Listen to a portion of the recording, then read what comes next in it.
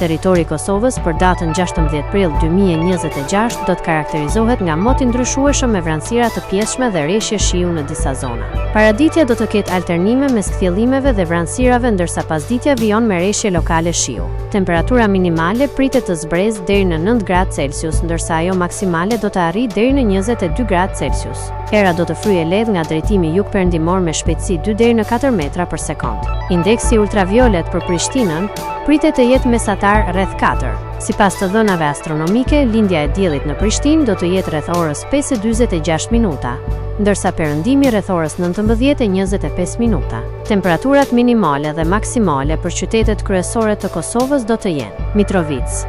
10 deri në 20 gradë Celsius, Podujev 9 deri në 18 gradë Celsius, Skënderaj 10 deri në 20 gradë Celsius,